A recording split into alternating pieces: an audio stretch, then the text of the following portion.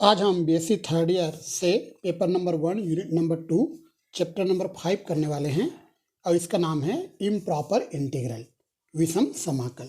सबसे पहले आपको कुछ बातें हैं जो याद रखने हैं, याद रखें। सबसे पहले प्रॉपर इंटीग्रल और इम्प्रॉपर इंटीग्रल क्या होता है और इसमें क्या डिफरेंस है। तो प्रॉपर इंटीग्रल को पहले हम जानते हैं। प्रॉपर इंटीग्रल जिसको हिंदी में हम कहते हैं उचित समाकल, उचित समाकल। तो सबसे पहले तो हम ये जान लें कि प्रॉपर इंटीग्रल हम किसे कहते हैं, उचित समाकल क्या होता है। जब हम प्रॉपर इंटीग्रल को जान जाएंगे तभी हम इम्प्रॉपर इंटीग्रल को जान पाएंगे। तो प्रॉपर इंटीग्रल कोई भी फाइनाइट जो इंटीग्रल है, finite integral integration a to b f x d x, यहाँ पर ए का वैल्यू भी फाइनाइट होना चाहिए, बी का वैल्यू भी फाइनाइट होना चाहिए। Is called proper integral, is called proper integral if, जो फाइनाइट इंटीग्रेशन है इसको हम प्रॉपर इंटीग्रल कहना चाहते हैं इफ जब ये जो ए टू बी है, ए और बी दोनों ही फाइनाइट है और एफ ऑफ एक्स की जो एफ ऑफ एक्स जो है वह बाउंडेड है। बाउंडेड है मतलब एफ ऑफ ए का वैल्यू भी फाइनाइट आएगा और एफ ऑफ बी का वैल्यू भी फाइनाइट आएगा। If the range of integration, if the range of integration, range of integration is finite and bounded, इसका मतलब ये है कि ये जो ए और बी है दोनों की वैल्यू फाइनाइट होना चाहिए। फाइनाइट मतलब निश्चित वैल्यू होना चाहिए। हो सकता है ए का वैल्यू 0 हो, 1 हो, 2 हो, 3 हो, या बी का वैल्यू 0, 1, 2, 3 या निगेटिव वैल्यूज भी हो सकते हैं, लेकिन ए का वैल्यू निश्चित वैल्यू होना चाहिए और बी का भी एक निश्चित मान होना चाहिए। दोनों के फाइनाइट वैल्यूज होने चाहिए और साथ साथ जो ये जो एफ ऑफ एक्स है वो बाउंडेड होना चाहिए। बाउंडेड का मतलब ये है कि एफ ऑफ ए, जब एस के प्लेस पे ए पुट कर देंगे तो एफ ऑफ ए का वैल्यू भी हमें फाइनाइट मिले और एफ ऑफ बी का वैल्यू भी फाइनाइट अगर मिलता है तभी ये जो फाइनाइट इंटीग्रेशन है वह प्रॉपर इंटीग्रल कहलाएगा, उचित समाकल कहलाएगा। इसको हिंदी में इस प्रकार से लिखोगे, हिंदी में इस प्रकार से लिखोगे, निश्चित समाकल, निश्चित समाकल integration a to b f of x d x को उचित समाकल, उचित समाकल कहते हैं यदि, इस समाकल को हम उचित समाकल कहते हैं यदि समाकलन का परिसर, समाकलन का परिसर, इसको हम रेंज कहते हैं ना, परिसर को इंग्लिश में हम रेंज कहते हैं, परिमित हो। समाकलन का जो परिसर है वह परिमित हो, परिमित हो तथा परिबद्ध हो, परिमित हो तथा परिबद्ध हो। तो मैं आप लोगों को अच्छे से समझाता हूं कि प्रॉपर इंटीग्रल कब कहलाएगा, उचित समाकल कब कहलाएगा। तो सबसे पहले तो मैंने ये कहा कि ए और बी दोनों की वैल्यू निश्चित होना चाहिए, दोनों के मान जो है निश्चित होने चाहिए, दोनों की वैल्यू फाइनाइट होनी चाहिए। और सेकंड, एफ ऑफ एक्स, ये जो है इंटीग्रेशन जो है ये बाउंडेड हो, मतलब एफ ऑफ ए का वैल्यू भी फाइनाइट आए और एफ ऑफ बी का वैल्यू भी फाइनाइट आए। देखो मैं ये कह रहा हूँ, देखिए ए का वैल्यू फाइनाइट होना चाहिए, फाइनाइट मतलब कोई निश्चित वैल्यू होना चाहिए, परिमित वैल्यू होना चाहिए, निश्चित है ना, या परिमित आप बोल सकते हो। ए का वैल्यू फाइनाइट होना चाहिए, बी का वैल्यू भी फाइनाइट होना चाहिए, ए और बी दोनों ही फाइनाइट होना चाहिए, निश्चित वैल्यू होना चाहिए, फाइनाइट इसके मान आने चाहिए, है ना। और वैसे ही एफ ऑफ ए ये भी फाइनाइट होना चाहिए और f of b, f of b ये भी फाइनाइट होना चाहिए। मतलब a b, f of a, f of b सारे फाइनाइट वैल्यूज होने चाहिए, मतलब निश्चित मान होने चाहिए। यदि ऐसा है तभी ये जो इंटीग्रेशन है ये इंटीग्रेशन कहलाएगा उचित समाकल, मतलब निश्चित प्रॉपर इंटीग्रल। तो प्रॉपर इंटीग्रल आप लोगों को समझ में आ गया होगा। मैं आपको कुछ एग्जांपल देता हूँ तो आपको समझ में आ जाएगा कि प्रॉपर इंटीग्रल हम किसे कहते हैं। चलिए, जैसे मैं लिख दिया integration 1 to 2 sine x d x. तो आप देखिए 1 भी फाइनाइट है, 2 भी फाइनाइट है, और साइन 1 और साइन 2 का वैल्यू कुछ ना कुछ मिलेगा, है ना। यह तो यहाँ पर हम ये देख रहे हैं कि यहाँ पर एफ ऑफ एस की वैल्यू साइन एक्स है। एफ ऑफ 1 निकालेंगे तो साइन 1 आएगा, साइन 1 का कुछ ना कुछ वैल्यू हमें मिलेगा, एक निश्चित वैल्यू मिलेगा।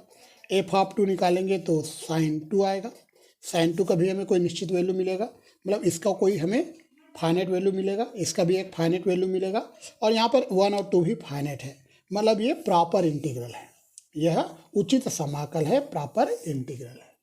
ठीक है, और कुछ एग्जाम्पल लेते हैं, जैसे हमने लिख दिया 0 to 5 और लिख दिया हमने 0 to 5 1 + x dx। चलिए, तो यहाँ पर एफ ऑफ एस की वैल्यू 1 + x है, तो एफ ऑफ 0 की वैल्यू 1 आएगा, और एफ ऑफ 5 की वैल्यू आ जाएगा 6।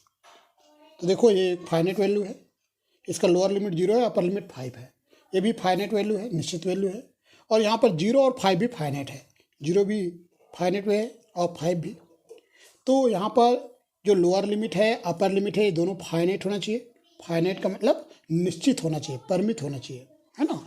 और ये जो फंक्शन है, जो हमने एफ ऑफ एक्स जो फंक्शन ले रहे हैं, उस पर अगर हम एस की वैल्यू 0 रख दें डायरेक्ट, मतलब लोअर लिमिट रख दें, एस के प्लस से 0 रख दें, तो हमें फाइनाइट वैल्यू देता है, और अगर हम 5 रखें तो भी फाइनाइट वैल्यू दे रहा है। तो लोअर लिमिट पर भी ये हमें फाइनाइट वैल्यू देगा, अपर लिमिट पर भी ये हमें फाइनाइट वैल्यू ही देगा। इस प्रकार से हमारा ये जो फंक्शन है वो बाउंडेड है ना। तो हम ये बोल सकते हैं कि ये प्रॉपर इंटीग्रल है, मतलब उचित समाकल है। अब हम आपको बताने वाले हैं इम्प्रॉपर इंटीग्रल, जिसे हम विषम समाकल कहते हैं। जब हम इम्प्रॉपर इंटीग्रल और प्रॉपर इंटीग्रल दोनों को कंपेयर करेंगे तो हमें समझ में आ जाएगा कि कौन सा इम्प्रॉपर इंटीग्रल है और कौन सा प्रॉपर इंटीग्रल है। अब मैं आप लोगों को बताने वाला हूँ विषम समाकल, जिसको हम कहते हैं improper integral.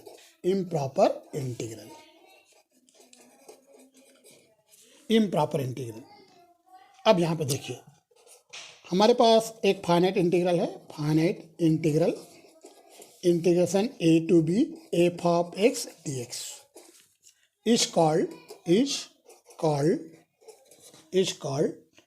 improper integral, improper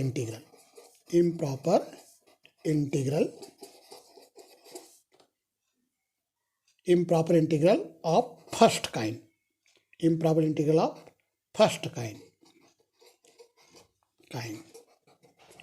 if ये जो इंटीग्रेशन है इसको हम प्रथम प्रकार का विषम समाकल कहेंगे। कब कहेंगे वो मैं आपको बताऊंगा, है ना।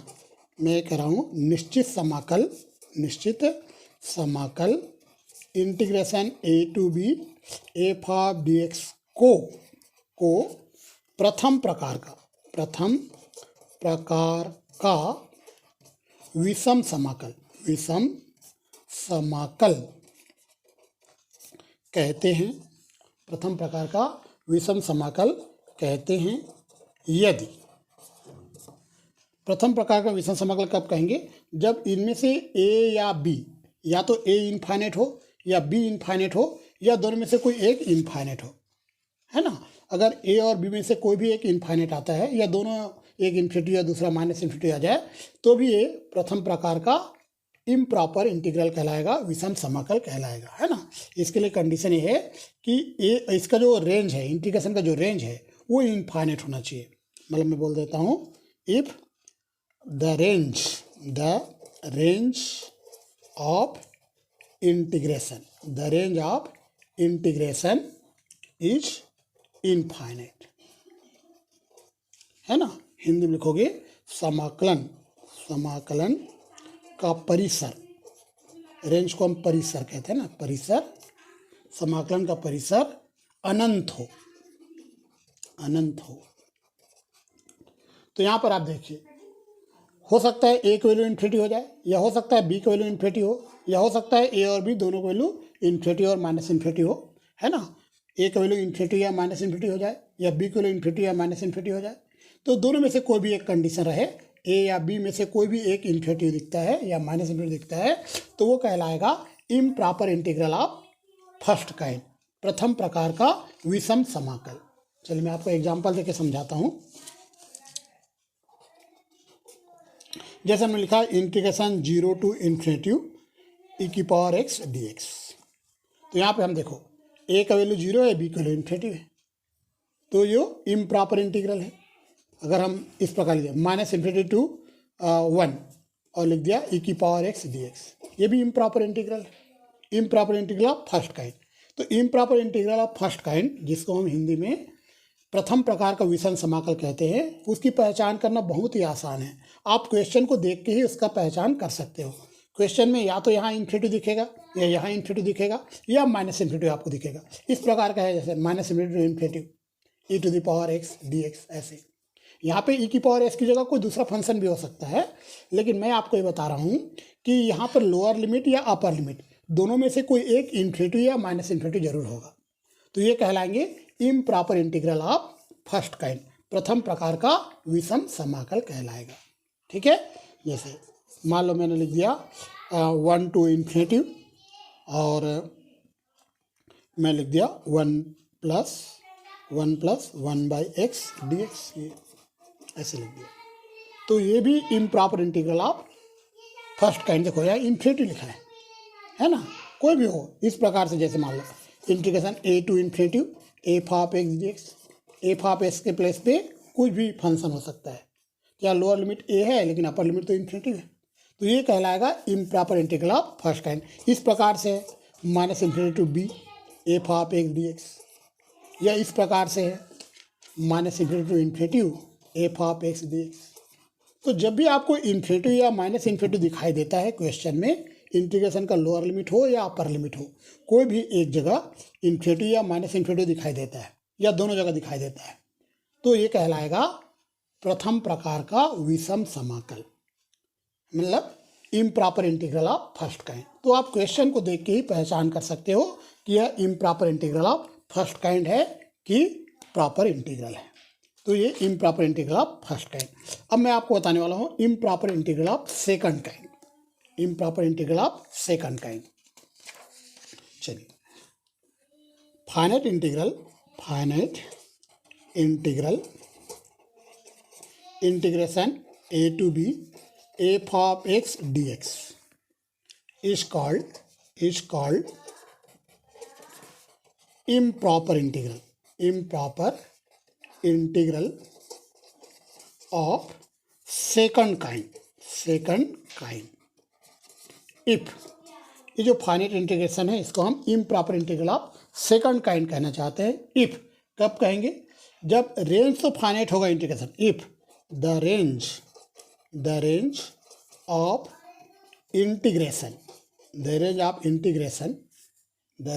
इंटीग्रेशन इज फाइनाइट, मतलब ए और बी की वैल्यू फाइनाइट होगा, ए और बी की वैल्यू निश्चित वैल्यू होगा, ए की वैल्यू फाइनाइट होगा, बी की वैल्यू फाइनाइट होगा, एंड जो इंटीग्रल है ये जिसका हम इंटीग्रेशन कर रहे हैं, एंड इंटीग्रल इज अनबाउंडेड,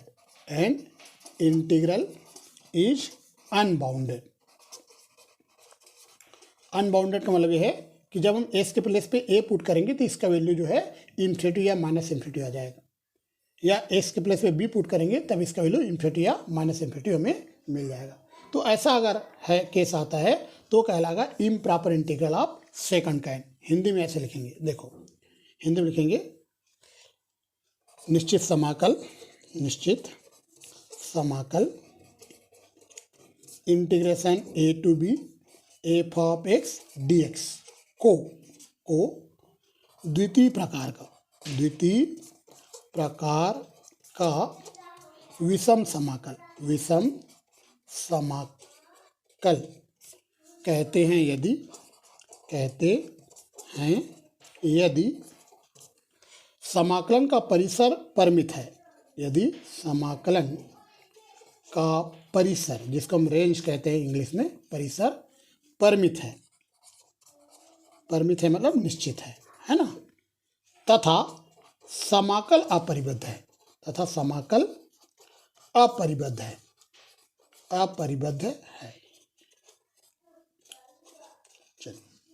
समाकल जो है वह अपरिबद्ध है।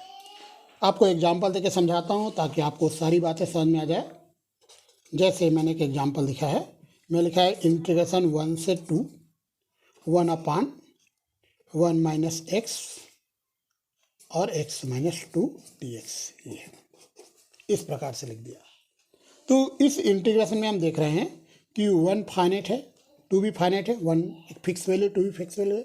यहाँ पर एफ ऑफ एक्स वैल्यू है 1/1 माइनस एक्स माइनस 2, ये हमारा एफ ऑफ एक्स वैल्यू है। जब हम एस के प्लेस से 1 पुट करेंगे तो ये इन्फिनिटी आ जाएगा, क्योंकि जब हम एस के प्लेस से 1 पुट करेंगे, लोअर लिमिट 1 है, अपर लिमिट 2 है, तो जब लोअर लिमिट हम पुट करेंगे तो 1/1 माइनस 1 जीरो हो जाएगा यहाँ, तो ये इन्फिनिटी आ जाएगा। वैसे ही यहाँ पर एफ ऑफ 2 भी लेंगे तो भी इन्फिनिटी आ रहा है।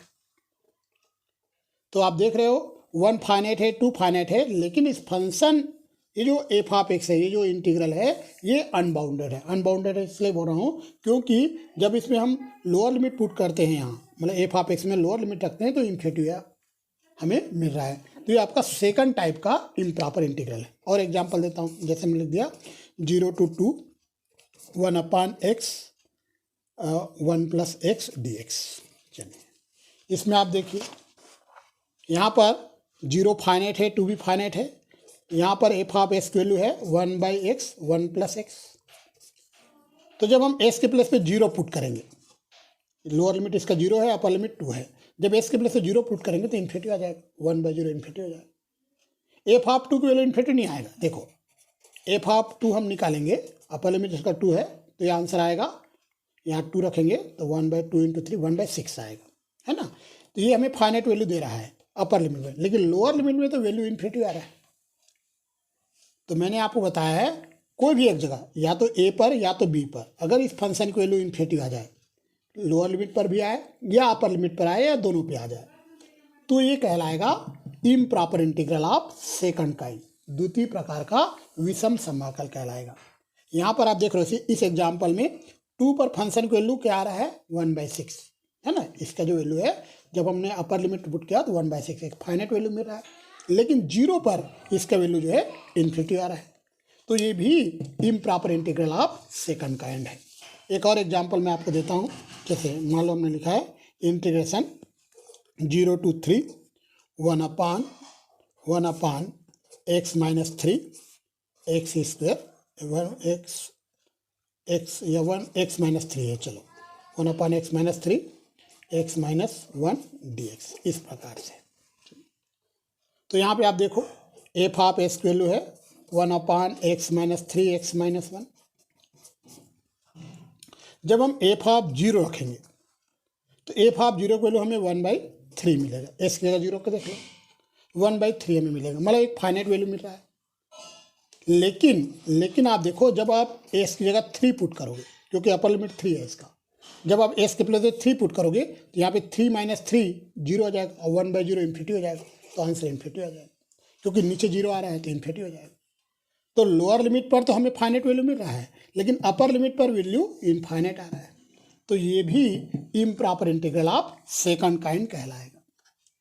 ठीक है, तो improper integral of first kind और सेकंड काइंड की पहचान कैसे करोगे, एक बार मैं रिपीट करता हूँ। देखो जैसे मान लो ये इंटीग्रेशन है a to b f of x dx, ये क्वेश्चन में दिया गया इंटीग्रेशन है। अगर a का वैल्यू फाइनाइट है, b का वैल्यू फाइनाइट है, मतलब a b f of a और एफ ऑफ b, अगर ये चारों वैल्यू फाइनाइट है, फाइनाइट का मतलब है निश्चित वैल्यू है, इसका निश्चित मान है ना, परिमित मान है, इसका एक परिमित वैल्यू मिलता है, फाइनाइट वैल्यू मिलता है। ए का वैल्यू भी फाइनाइट मतलब निश्चित वैल्यू, इसका वैल्यू पता होना चाहिए आपको, 1 है कि 2 है कि 0 है कि -1 है कि -5 है, एक निश्चित वैल्यू होना चाहिए। तो अगर a b f of a f of b, अगर ये चारों फाइनाइट है, चारों वैल्यू फाइनाइट आता है, तभी ये कहलाएगा प्रॉपर इंटीग्रल, तभी आप इसको बोलोगे प्रॉपर इंटीग्रल, हिंदी में उचित समाकल। अब इनमें से कोई अगर ए और बी इन्फिनिटी आ जाए, ए और बी क्या आ जाए इन्फिनिटी आ जाए, देखो अब मैं आप लोगों को समझा रहा हूँ। मेरे पास है integration a to b f of x dx, ये हमारा क्वेश्चन में दिया हुआ इंटीग्रेशन है। इनमें a का वैल्यू इन्फिनिटी हो या ए की वैल्यू माइनस इन्फिनिटी हो, या बी की वैल्यू इन्फिनिटी हो, या बी की वैल्यू माइनस इन्फिनिटी हो, या दोनों की वैल्यू इन्फिनिटी हो। ए या बी में से कोई भी एक इन्फिनिटी या माइनस इन्फिनिटी होता है, कोई भी एक, है ना। जरूरी नहीं कि दोनों इन्फिनिटी हो या दोनों माइनस इन्फिनिटी हो, ऐसा जरूरी नहीं है। कोई भी एक, अगर ए की वैल्यू इन्फिनिटी होता है, या ए की वैल्यू माइनस इन्फिनिटी होता है, या बी की वैल्यू इन्फिनिटी या माइनस इन्फिनिटी होता है, कोई भी एक, कोई भी इनमें से कोई भी एक, है ना। हो सकता है ए माइनस इन्फिनिटी है, बी इन्फिनिटी है, ऐसा भी हो सकता है। तो अगर ऐसा केस आता है तो इसको हम बोलेंगे improper integral of first kind. Improper integral of first kind, प्रथम प्रकार का विषम समाकल। ठीक है।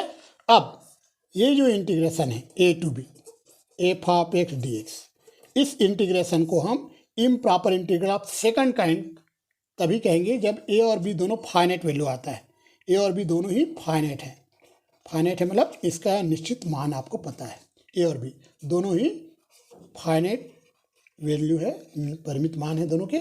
लेकिन एफ ऑफ ए और f of b, f of a और एफ ऑफ ई, इन दोनों में से कोई भी एक फाइनाइट नहीं है, इनफाइनाइट है। कोई भी एक इनफाइनाइट है, अपरिमित है, अनंत आता है ना, अपरिमित या अनंत आप बोल सकते हो। इनमें से कोई भी एक, एफ ऑफ ए हो सकता है इन्फिनिटी हो, या हो सकता है एफ ऑफ बी इन्फिनिटी हो, या माइनस इन्फिनिटी हो, या हो सकता है दोनों की वैल्यू इन्फिनिटी हो, या दोनों की वैल्यू माइनस इन्फिनिटी हो। कोई भी एक अगर इन्फिनिटी आ जाए तो ये कहलाएगा improper integral of second kind. Improper integral of second kind, improper integral of second kind, द्वितीय प्रकार का विषम समाकल कहलाएगा। इस प्रकार से हमने improper integral of first kind और improper integral of second kind हमने समझाया, है ना। ठीक है। तो प्रॉपर इंटीग्रल के लिए कंडीशन क्या है? प्रॉपर इंटीग्रल के लिए कंडीशन ये है कि ए भी फाइनाइट हो, बी भी फाइनाइट हो, एफ ऑफ ए भी फाइनाइट हो, एफ ऑफ बी, ये चारों के चारों फाइनाइट होना चाहिए। कोई भी एक इनफाइनाइट हो गया या माइनस इन्फिनिटी हो गया फिर प्रॉपर इंटीग्रल नहीं कहलाएगा। प्रॉपर इंटीग्रल के लिए ये चारों वैल्यू फाइनाइट आना चाहिए। ए का वैल्यू भी, बी का वैल्यू भी, f of a, f of a कैसे निकलेगा? एस की जगह ए रख दो, है ना। एफ ऑफ एस के लिए आपको पता रहेगा, एस की जगह ए रख दो तो एफ ऑफ ए पता चल जाएगा, और एफ ऑफ बी निकाल लो। अगर ये चारों फाइनाइट है, मतलब चारों का निश्चित मान अगर प्राप्त होता है तभी ये प्रॉपर इंटीग्रल कहलाएगा, उचित समाकल कहलाएगा, अन्यथा वो इम्प्रॉपर इंटीग्रल कहलाएगा। और इम्प्रॉपर इंटीग्रल को भी हमने दो भागों में बांटा है। एक हमने लिखा है improper integral of first kind, और दूसरा हमने लिखा है improper integral of second kind. तो improper integral of first kind में ए और बी में से कोई एक इन्फिनिटी हो या माइनस इन्फिनिटी हो, कोई भी एक, है ना। हो सकता है दोनों हो, ये भी चलेगा। हो सकता है ए की वैल्यू माइनस इन्फिनिटी है और बी की वैल्यू इन्फिनिटी है, ये भी चल जाएगा। या ए इन्फिनिटी है, बी माइनस, ये भी चल जाएगा। या कोई भी एक इन्फिनिटी हो, कोई भी एक, है ना। हो सकता है ए की वैल्यू इन्फिनिटी है, बी की वैल्यू कोई फाइनाइट वैल्यू मिला है, बी की वैल्यू 5 है, 2 है, 3 है ना। तो इनमें से कोई भी एक अगर इन्फिनिटी अगर दिखाई देता है तो कहलाएगा improper integral of first kind, प्रथम प्रकार का विषम समाकल। क्वेश्चन को देख के ही आप बता सकते हो। अब इसके लिए सेकंड टाइप के लिए आपको ए और बी दोनों फाइनाइट वैल्यू आपको दिखाई देंगे, परिमित वैल्यू, मतलब ए की वैल्यू हो सकता है 1 है, बी की वैल्यू 2 है, या ए की वैल्यू 5 है, बी की वैल्यू 7 है, कुछ भी हो सकता है। ए और बी की वैल्यू आपको पता रहेगा, हो ना। हो सकता है यहाँ 0 है, यहाँ 1 है। तो ए और बी दोनों की वैल्यू फाइनाइट रहेंगे, परिमित रहेंगे। किंतु एफ ऑफ ए और एफ ऑफ बी दोनों में से कोई एक इनफाइनाइट होगा। इनफाइनाइट मतलब इसके वैल्यू इन्फिनिटी आएगा या माइनस इन्फिनिटी आएगा, कोई भी एक। हो सकता है दोनों इन्फिनिटी आ जाए, ये भी हो सकता है, या दोनों की वैल्यू माइनस इन्फिनिटी आ जाए, ये भी हो सकता है ना। कोई भी एक अगर इन्फिनिटी आ जाता है तो हम इसको बोलेंगे improper integral of second kind, द्वितीय प्रकार का विषम समाकल। अब आप लोगों को मैं ये बताने वाला हूँ कि हमारा जो इंटीग्रल जो होता है प्रथम प्रकार का विषम समाकल, उसका कन्वर्जेंट है या डाइवर्जेंट है, वह इंटीग्रल कन्वर्जेंट है या डाइवर्जेंट है, इसका हम टेस्ट किस प्रकार से करते हैं, कैसे हम जानेंगे कि वह इंटीग्रल कन्वर्जेंट है या डाइवर्जेंट है। ठीक है। तो यहाँ पे आप ध्यान दीजिए, मैं यहाँ हेडिंग डाल रहा हूँ, प्रथम प्रकार के विषम समाकल, विषम समाकल, प्रथम प्रकार के विषम समाकल के अभिसरण का परीक्षण। प्रथम प्रकार के विषम समाकल के अभिसरण का परीक्षण। Test for convergence of improper integral of the first kind। जो फर्स्ट प्रकार का जो इम्प्रॉपर इंटीग्रल, प्रथम प्रकार का इम्प्रॉपर इंटीग्रल है, वह कन्वर्जेंट है या डाइवर्जेंट है। इसके लिए हम कैसे जानेंगे कि वो कन्वर्जेंट है कि डाइवर्जेंट है? सबसे पहले तो आपको ये बात याद रखना है, जैसे मान लो आपके क्वेश्चन में a to infinity f of x d x दिया है, ऐसा दे सकता है। या क्वेश्चन इस प्रकार से हो सकता है कि minus infinity to b f of x d x. या क्वेश्चन ऐसा हो सकता है कि minus infinity to infinity f of x d x. कोई एक जगह आपको इन्फिनिटी जरूर दिखाई देगा, नीचे या तो ऊपर या माइनस इन्फिनिटी दिखाई देगा। तो इसको आप लिखोगे, इसको आप डायरेक्ट इंटीग्रेशन नहीं करोगे, इसको आप लिखोगे limitation x tending to infinity, और इंटीग्रेशन ए टू इन्फिनिटी को a to x f of x d x. इस प्रकार से आप लिखोगे, ऐसे आप लिखोगे जी। मान लो ये है क्वेश्चन इस प्रकार से, माइनस बी है, तो इसको भी आप ऐसे लिखोगे limitation x tending to infinity integration minus x to b f of x d x. चलिए मैं आपको एक बार और समझाता हूँ मैं क्या बताना चाह रहा हूँ। देखो, सबसे पहले improper integral of first kind, जिसको हम प्रथम प्रकार का विषम समाकल कहते हैं, वो या तो इस फॉर्म में होगा, ऐसे यहाँ पर जो अपर लिमिट है वो इन्फिनिटी है, या ऐसा हो सकता है कि minus infinity to b f of x d x, या ऐसा हो सकता है infinity to b f of x d x, या ऐसा भी हो सकता है कि minus infinity to infinity f of x d x, है ना। कोई एक जगह यहाँ तो अपर लिमिट, अपर में इन्फिनिटी होगा या लोअर में इन्फिनिटी होगा, माइनस इन्फिनिटी हो सकता है या इन्फिनिटी हो सकता है, या अपर और लोअर दोनों में माइनस इन्फिनिटी हो सकता है। तो इस प्रकार का जो इंटीग्रल होगा ये कहलाएगा first improper integral of first kind, प्रथम प्रकार का विषम समाकल। तो इसको डायरेक्ट इंटीग्रेशन करने के पहले आप इसको ऐसे लिखोगे limitation x tending to infinity integration a to x f of x d x. फिर इसको सॉल्व कर लोगे, फिर लिमिट लगाओगे। अगर इसका एक निश्चित वैल्यू मिलता है, इसका एक फाइनाइट वैल्यू अगर मिलता है, तो ये इंटीग्रल कहलाएगा कन्वर्जेंट, है ना, मतलब अभिसारी कहलाएगा। और अगर इसका वैल्यू इनफाइनाइट मिल जाता है, मतलब इसका वैल्यू इन्फिनिटी या माइनस इन्फिनिटी आ जाता है, तो ये जो इंटीग्रल है वह डाइवर्जेंट कहलाएगा, अपसारी कहलाएगा। जैसे मान लो ये इस टाइप का क्वेश्चन आ गया, तो इसको आप लिखोगे limitation x tending to infinity integration minus x to b f of x d x. ऐसे मान लो इस टाइप का क्वेश्चन आ गया, इसको लिखोगे limitation x tending to infinity integration x to b f of x d x. Suppose question इस form में आता है, इस फॉर्म में आता है तो आप ऐसे लिखोगे limitation x tending to infinity integration minus x to x f of x d x. तो पहले आप इसको इंटीग्रेशन कर लेना, फिर लिमिट लगाना, लिमिट लगाने के बाद में आपको इसका वैल्यू मिल जाएगा। तो डायरेक्ट इंटीग्रेशन में आपको इन्फिनिटी या माइनस इन्फिनिटी नहीं रखना है, पहले आपको इसको इस फॉर्म में लिखना है, फिर इसको सॉल्व करना है। फिर इसका जो वैल्यू आएगा वो हो सकता है इसका वैल्यू इनफाइनाइट आ जाए, या हो सकता है इसका वैल्यू फाइनाइट आए। अगर इसका कोई निश्चित वैल्यू आता है तो ये कन्वर्जेंट कहलाएगा, मतलब अभिसारी कहलाएगा। और अगर इसका वैल्यू इन्फिनिटी आ जाता है या माइनस इन्फिनिटी आ जाता है तो ये डाइवर्जेंट कहलाएगा, मतलब अपसारी कहलाएगा।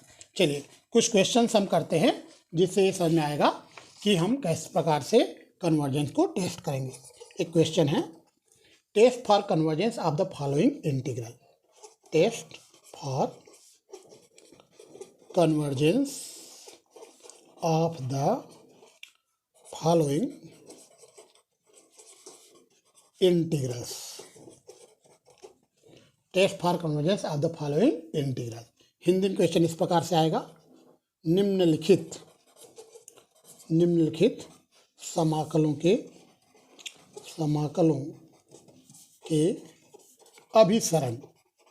अभिसरण का परीक्षण कीजिए। निम्नलिखित समाकलों के अभिसरण का परीक्षण कीजिए। एक क्वेश्चन हम करते हैं। पहला क्वेश्चन इसमें लिखता है इंटीग्रेशन 0 to ∞ 1/1 + x² dx। अभी और बहुत सारे क्वेश्चंस में लिखूंगा, पहले एक क्वेश्चन हम सॉल्व करके देखते हैं।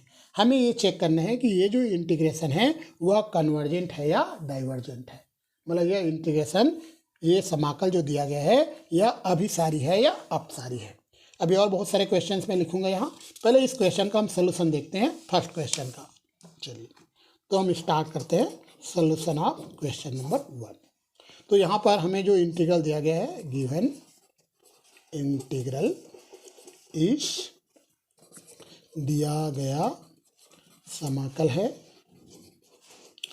तो इस क्वेश्चन में हमें इंटीग्रेशन दिया गया है 0 to ∞ 1/1 + x² dx। मैंने आपको कहा है जब भी अपर में या लोअर में कहीं भी इन्फिनिटी दिखाई दे तो ये improper integral of first kind कहलाएगा, मतलब प्रथम प्रकार का विषम समाकल कहलाएगा। इसको आप इस प्रकार से लिखोगे, limitation x tending to ∞ 0 to x 1/1 + x² dx। इसका डायरेक्ट इंटीग्रेशन नहीं करना है, ये इम्प्रॉपर इंटीग्रल है, तो आप इसको इस फॉर्म में लिख के इंटीग्रेशन करोगे। अब इसका हम इंटीग्रेशन कर देते हैं। तो आपको पता होगा इसका इंटीग्रेशन tan इनवर्स x आएगा, तो हमने इसका इंटीग्रेशन कर दिया है और ये आया tan इनवर्स x, लिमिट आएगा 0 to x। अब इसमें हम अपर लिमिट और लोअर लिमिट लगाएंगे। अपर लिमिट x है, लोअर लिमिट 0 है, तो आ जाएगा tan inverse x minus tan inverse 0 जी, है ना। तो ये हमारा क्वेश्चन था। इस क्वेश्चन को हमने इस प्रकार से लिखना है। पहले डायरेक्ट इंटीग्रेशन करने के पहले आपको इस प्रकार से लिमिट x टेंडिंग टू ∞ और 0 to x ऐसे लिखना है। फिर इसका हमने इंटीग्रेशन किया, tan इनवर्स x आया, अपर लिमिट x रखा, लोअर लिमिट 0 रखा। tan इनवर्स 0 0 होता है, तो tan इनवर्स 0 0 होता है। हम आगे बढ़ते हैं, तो यह आ जाएगा limitation x tending to ∞ tan inverse x minus 0, क्योंकि tan इनवर्स 0 को वैल्यू 0 होता है, तो यह आ जाएगा limitation x tending to ∞ tan inverse x। अब x को इन्फिनिटी पुट कर देते हैं, यह आ जाएगा tan इनवर्स ∞, और tan इनवर्स ∞ की वैल्यू होता है π/2। तो हम देख रहे हैं कि हमारा एक निश्चित वैल्यू मिल रहा है, हमारे इंटीग्रेशन का एक निश्चित वैल्यू मिल रहा है, फाइनाइट वैल्यू मिल रहा है, मतलब हमारा जो गिवन इंटीग्रल है वह कन्वर्जेंट है। तो आप लिखोगे hence the given integral is convergent. Hence the given integral is convergent. Hindi में लिखोगे अतः दिया गया समाकल अभिसारी है। तो कन्वर्जेंट इसलिए है क्योंकि हमें एक निश्चित वैल्यू यहाँ मिला है। ठीक है, चलिए अब हम नेक्स्ट क्वेश्चन करते हैं। सेकंड क्वेश्चन हम करते हैं। ये तो हमने फर्स्ट क्वेश्चन यहाँ लिखा था, सेकंड क्वेश्चन लिखते हैं। सेकंड क्वेश्चन है हमारा इंटीग्रेशन 0 to ∞ 1/1 + x का होल स्क्वायर dx। तो ये भी improper integral of first kind है, क्योंकि यहाँ भी इन्फिनिटी आपको दिखाई दे रहा है। चलिए इस क्वेश्चन का हम सोल्यूशन देखते हैं, सेकंड क्वेश्चन का। तो हम स्टार्ट करते हैं सोल्यूशन ऑफ क्वेश्चन नंबर 2। सबसे पहले आप लिखोगे गिवन इंटीग्रल इज, हिंदी में लिखोगे दिया गया समाकल है। तो हमारा जो गिवन इंटीग्रल है ये है इंटीग्रेशन 0 to ∞ 1/1 + x का होल स्क्वायर dx। ये दिया गया समाकल है। अब आप लोगों को पता है जब अपर लिमिट या लोअर लिमिट इन्फिनिटी रहता है तो इसको सॉल्व करने के लिए हम लिखते हैं लिमिटेशन x टेंडिंग टू ∞ और इंटीग्रेशन 0 to x 1/1 + s का होल स्क्वायर dx। ये ठीक है, तो इसी को आप इस प्रकार से लिखोगे क्योंकि ये improper integral of first kind है, प्रथम प्रकार का विषम समाकल है। ये हम क्वेश्चन को देख के आप बता सकते हो, या तो यहाँ या यहाँ कोई भी एक जगह इन्फिनिटी रहता है ना। अब इसका इंटीग्रेशन हमें करना है, तो लिमिटेशन x टेंडिंग टू ∞, इसका इंटीग्रेशन आएगा -1/1 + x। चलिए, तो मैं आपको बताता हूँ, बहुत सारे बच्चों को पता होगा, जब हम 1/x² का इंटीग्रेशन करते हैं तो -1/x आता है। इसको आप याद रखें, ठीक है, ये लाइन याद रखें। 1/x² को इंटीग्रेट करेंगे तो -1/x आता है। इसको इंटीग्रेशन हमने कर दिया है। अब इसमें अपर लिमिट लगाएंगे, लोअर लिमिट लगाएंगे, तो limitation s tending to infinity, upper limit लगाएंगे तो आएगा -1/1 + x ही आएगा। लोअर लिमिट लगाएंगे तो ये आ जाएगा आपका, यहाँ माइनस है प्लस हो जाएगा 1/1 + 0। ये तो हमने s के प्लेस पे पहले x रखा, यही टर्म आ जाएगा, फिर s के प्लेस पे 0 पुट कर दिया। चूँकि यहाँ माइनस है, लोअर लिमिट लगाएंगे तो प्लस हो जाएगा। चलिए, अब s के लिए हमें इन्फिनिटी रखना है, तो -1/1 + इन्फिनिटी, s के लिए हम इन्फिनिटी रख दिए +1। पता है 1/∞ 0 हो जाएगा, 1/∞ क्या हो जाएगा 0, क्योंकि इन्फिनिटी डिनोमिनेटर में है ना, ये हमारा है, इस प्रकार से है। तो -1/∞ +1 + 0 + 1, तो 1 आ जाएगा। तो आप देख रहे हो कि हमारा जो इंटीग्रेशन है उसका वैल्यू 1 आ रहा है, मतलब एक निश्चित वैल्यू आ रहा है। तो आप लिखोगे hence the given integral is convergent, अतः दिया गया समाकल अभिसारी है। हिंदी में लिखोगे अतः दिया गया समाकल अभिसारी है। अभिसारी इसलिए बोल रहे हैं क्योंकि इसका जो इंटीग्रेशन जो हमें दिया गया था, इसका जो वैल्यू है वह एक फाइनाइट वैल्यू हमें मिल रहा है, एक निश्चित वैल्यू हमें मिल रहा है। चलिए और क्वेश्चंस करते हैं। ये तो हमने 2 क्वेश्चंस कर लिए, है ना, और क्वेश्चंस करते हैं जिससे हमें ये समझ में आएगा कि इस टाइप के क्वेश्चन आते हैं तो हमें बनाना कैसे है। चलिए हम आते हैं क्वेश्चन नंबर 3 में। क्वेश्चन नंबर 3 है integration -∞ to infinity x dx upon x² + a²। हमें इस इंटीग्रेशन को ये बताना है, ये चेक करना है कि यह जो इंटीग्रेशन है वह कन्वर्जेंट है या डाइवर्जेंट, मतलब यह जो इंटीग्रल है वह अभिसारी है या अपसारी, ये हमें चेक करना है। चलिए स्टार्ट करते हैं क्वेश्चन नंबर 3 का सलूशन। सबसे पहले सॉल्यूशन ऑफ क्वेश्चन 3, सबसे पहले आप लिखोगे given integral is, given integral is, Hindi में लिखोगे दिया गया समाकल है। तो गिवन इंटीग्रल हमारा है integration -∞ to infinity x dx upon x² + a²। ये दिया गया समाकल है, गिवन इंटीग्रल है। अब इसको आप लिखोगे limitation x tending to infinity -s to x और x dx upon x² + a²। इसको डायरेक्ट इंटीग्रेशन नहीं करना है, बल्कि आपको इस प्रकार से लिखना है, इसको लिमिट के फॉर्म में, limitation s tending to infinity -s to x, इस प्रकार से लिखना है। यहाँ पर हम 2 का मल्टीप्लाई और 2 का डिवाइड कर रहे हैं। क्यों कर रहे हैं, ये कारण बताऊंगा मैं आपको। 1/2 integration -s to x 2x dx upon x² + a²। तो हमने 2 का मल्टीप्लाई किया है और 2 का डिवाइड किया है। ऐसा हमने इसलिए किया है क्योंकि इसका डायरेक्ट इंटीग्रेशन पॉसिबल है। मैं आपको बताता हूँ, नीचे अगर कोई फंक्शन है उसका डेरिवेशन ऊपर है तो इसका डायरेक्ट इंटीग्रेशन कर सकते हो, या एक तरीका और है कि आप नीचे को t मान लीजिए, डिनोमिनेटर को आप t मान लीजिए तो ऊपर dt आ जाएगा। नीचे को आप t एग्ज्यूम कीजिए तो ऊपर dt आएगा और dt अपॉन t का इंटीग्रेशन log t होगा। तो याद रखना जो मैं बात अभी बताने वाला हूँ, अगर नीचे कोई भी फंक्शन है, कोई भी फंक्शन f(x) और ऊपर में उसका डेरिवेशन है f'(x), जैसे यहाँ पे फंक्शन है x² + a², इसको डिफ्रेंशिएट करेंगे 2x आएगा, है ना। तो और इसका अगर आपको इंटीग्रेशन करना है तो इसका इंटीग्रेशन होता है log f(x). आप डायरेक्ट इंटीग्रेशन कर सकते हो log f(x), ये आप याद रखिए, ठीक है। तो इस टाइप का जो इंटीग्रेशन है डायरेक्ट आप इंटीग्रेशन कर सकते हो। अगर डायरेक्ट नहीं करना है तो नीचे को आप t एग्ज्यूम कर लीजिए, t मान लीजिए, तो नीचे को जब t मानोगे तो ऊपर dt आएगा, है ना। ऊपर की वैल्यू क्या आ जाएगा, dt के बराबर आएगा। इसको आप t मान लोगे तो dt आ जाएगा, इसको डिफ्रेंशिएट करोगे तो dt upon t log t होगा। या आप डायरेक्ट इंटीग्रेशन कर दिए या t मान के कीजिए, तो इस प्रकार से आएगा इसका integration. Limitation f tending to infinity 1/2, इसका इंटीग्रेशन आ जाएगा log x² + a², है ना। डायरेक्ट log f(x) होता है, तो ये आपको याद रखना है।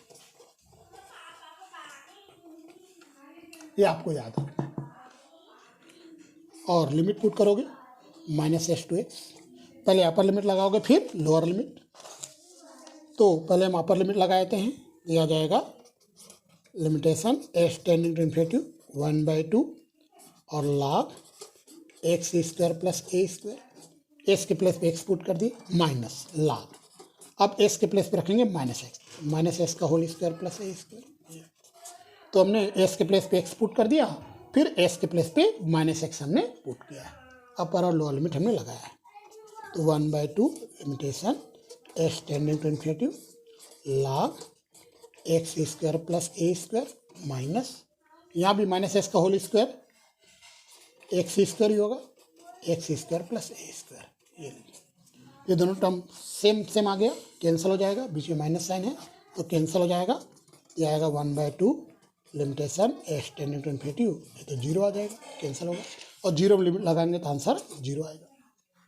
तो हम देख रहे हैं कि हमें एक निश्चित वैल्यू मिल रहा है, फाइनाइट वैल्यू मिल रहा है, और जब ये निश्चित वैल्यू मिलता है तो हम कहते हैं कि हमारा जो इंटीग्रेशन है वह कन्वर्जेंट है।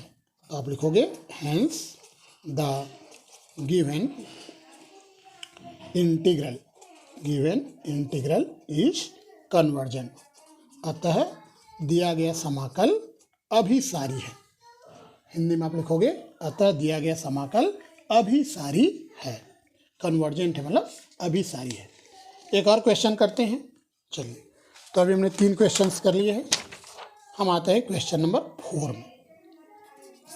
इंटीग्रेशन है, क्वेश्चन नंबर 4 हम कर रहे हैं। हमारे पास इंटीग्रेशन है -∞ टू इन्फिनिटी e⁻⁻x dx, और एक और क्वेश्चन है integration 0 to infinity e⁻⁻x dx।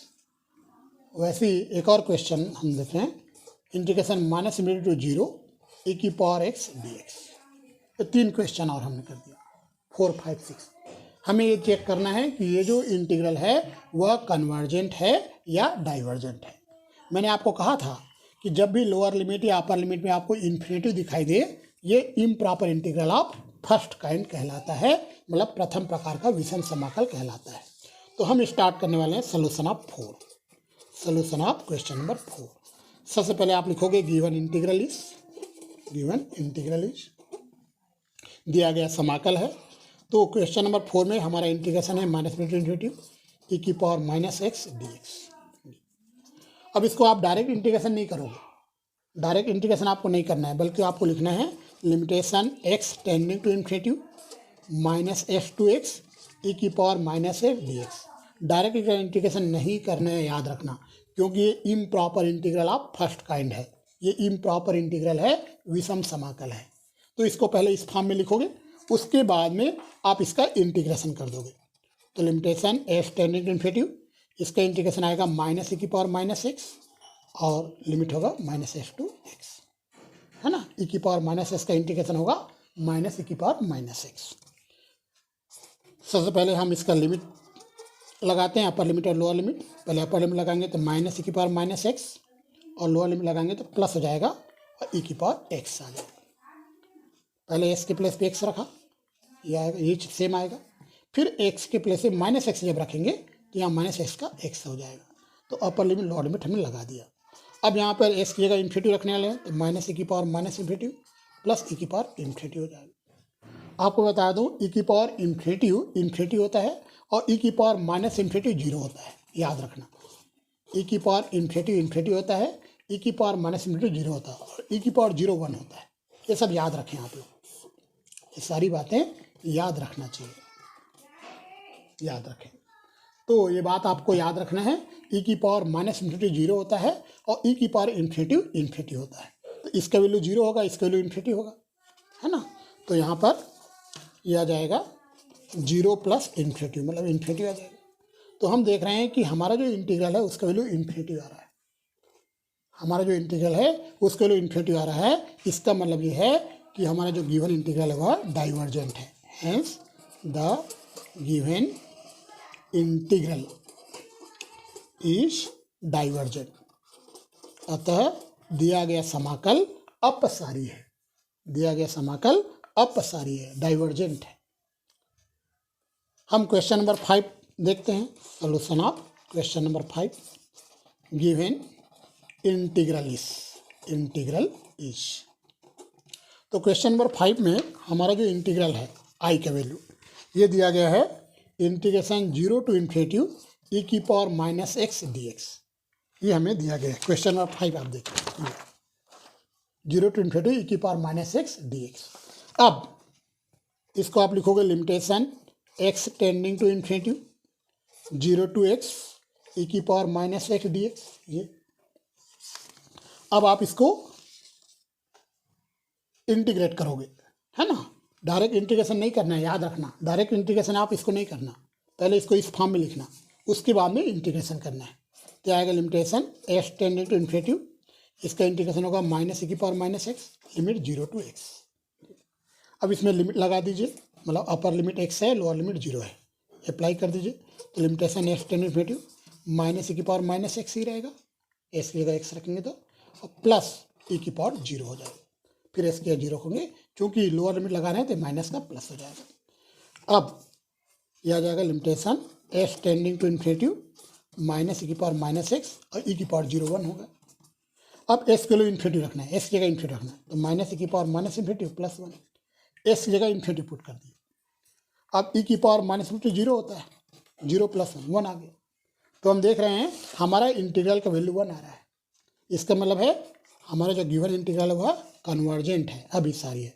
Hence the given integral is convergent, अतः दिया गया समाकल अभिसारी है। एक और क्वेश्चन करते हैं, चलिए। Question number 6, solution of question number 6, given integral is, दिया गया समाकल है। तो क्वेश्चन नंबर 6 में हमारा जो इंटीग्रेशन है वो है माइनस इन्फिनिटी टू 0 e की पावर x dx। ये क्वेश्चन नंबर 6 में दिया गया है इंटीग्रेशन। ये देखो क्वेश्चन नंबर 6 में माइनस इन्फिनिटी टू 0 e की पावर x dx, ये इंटीग्रेशन दिया गया है। तो इसको आप इस प्रकार से लिखोगे, limitation x tending to infinity minus x to 0 e की पावर x dx। तो limitation x tending to infinity, जब इसको इंटीग्रेशन करेंगे तो e की पावर x ही आएगा और लिमिट माइनस एक्स टू 0 रहेगा, है ना। इसी को आप इस फॉर्म में लिखोगे। उसका इसका हमने इंटीग्रेशन कर दिया। अब इसमें लिमिट पुट करेंगे, अपर लिमिट 0 है, लोअर लिमिट माइनस एक्स है, तो यह आ जाएगा e की पावर 0 माइनस e की पावर माइनस एक्स। पहले s की जगह 0 रखा, फिर s की जगह माइनस एक्स रखा, इस प्रकार आएगा। e की पावर 0 1 होता है, e की पावर 0 1 होता है, तो यह आ जाएगा limitation s tending to infinitive 1 minus e की पावर माइनस एक्स। मतलब यह आ जाएगा limitation s tending to infinitive. अब देखो s को इन्फिनिटिव रखना है आपको, यहाँ पर e की पावर 0 1 हो गया। अब लिमिट लिखने की जरूरत नहीं, डायरेक्ट रख दीजिए, तो हो जाएगा 1 माइनस e की पावर माइनस इन्फिनिटी हो जाएगा। s जगह इन्फिनिटी रखेंगे तो 1 माइनस 0 हो जाएगा। हमने s के प्लेस पे इन्फिनिटी रख दिया, मतलब हमारा आंसर 1 आ रहा है। तो अब देखिए हमारा इंटीग्रेशन का आंसर 1 आ रहा है, मतलब हमारा जो इंटीग्रल है वह कन्वर्जेंट है। जब भी इंटीग्रेशन की वैल्यू फाइनाइट आता है कन्वर्जेंट होगा। तो आप लिखोगे hence the given integral is convergent, अतः दिया गया समाकल अभिसारी है। इस प्रकार से आपको improper integral of first kind के कन्वर्जेंट या डाइवर्जेंट को टेस्ट करना है। नेक्स्ट क्लास में मैं आप लोगों को और बहुत सारे टेस्ट बताऊंगा, जिसके जैसे कंपैरिजन टेस्ट है या म्यू टेस्ट है, उसके थ्रू भी हम improper integral of first kind के कन्वर्जेंट या डाइवर्जेंट को टेस्ट कर सकते हैं, जांच कर सकते हैं, है ना। तो नेक्स्ट क्लास में मैं आप लोगों को दूसरे तरीके से भी कन्वर्जेंट या डाइवर्जेंट को कैसे टेस्ट करते हैं, मतलब कैसे हम पता करते हैं कि हमारा जो इंटीग्रल है, इम्प्रॉपर इंटीग्रल है, वह कन्वर्जेंट है या डाइवर्जेंट है, मतलब अभिसारी है या अपसारी है, इसको हम बताएंगे नेक्स्ट क्लास में। Okay, thank you all.